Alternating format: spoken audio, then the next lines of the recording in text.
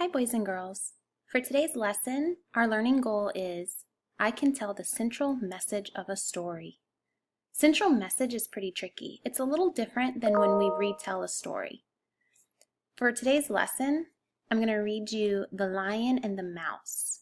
Now, while I'm reading The Lion and the Mouse, I want you to think about what the characters are learning in the story. The central message is usually a lesson that the author wants the readers to learn through the characters.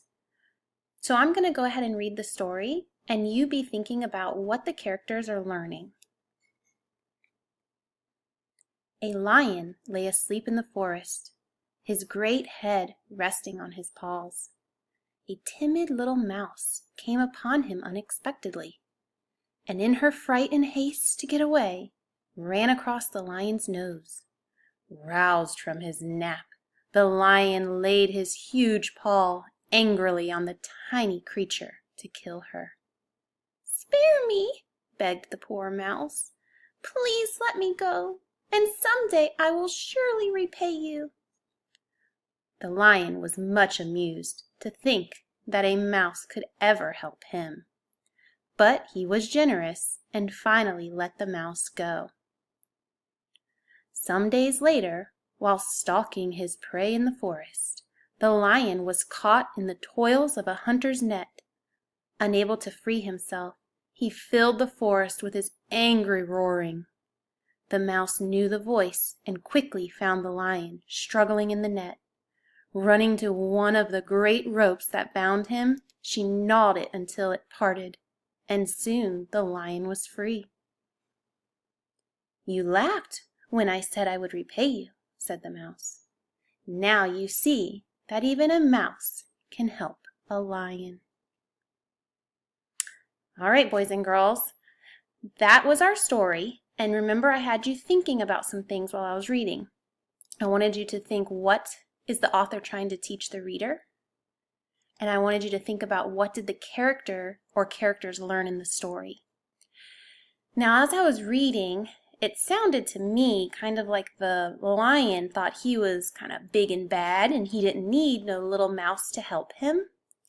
However, we found out later in the story that even though he was a big, strong, fierce lion, even he needed help sometimes. When we think of the central message, boys and girls, we don't think of it until usually the end of the story, because that's usually when the character has finally learned their lesson. So I'm thinking, what did the lion learn in this story? What do you think?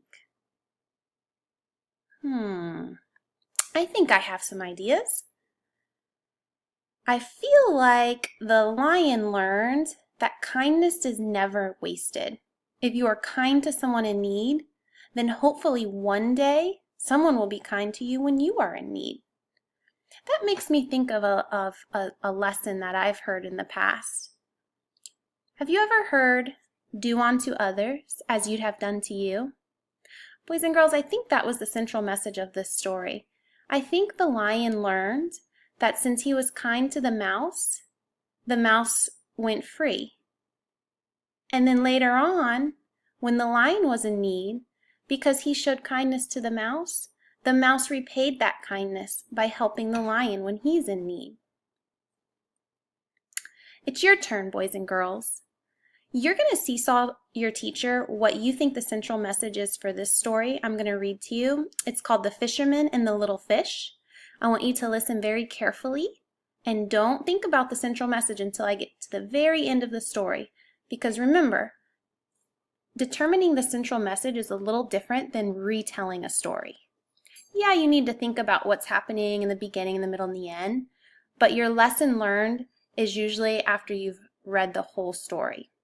So I'm going to go ahead and read it to you, and when you're done listening to the story, make sure you seesaw your teacher what you think the central message is. The Fisherman and the Little Fish. A poor fisherman, who lived on the fish he caught, had bad luck one day and caught nothing but a very small fry. The fisherman was about to put it in his basket when the little fish said, "Please spare me, Mr. Fisherman. I'm so small, it's not worth while to carry me home. When I am bigger, I shall make you a much better meal." But the fisherman quickly put the fish into his basket. "How foolish I should be," he said, "to throw you back. However small you may be, you are better than nothing at all." All right, boys and girls, it's your turn. What do you think the central message of the story? Go ahead and seesaw your teacher. If you need to hear the story again, rewind, but don't forget to seesaw what the central message is.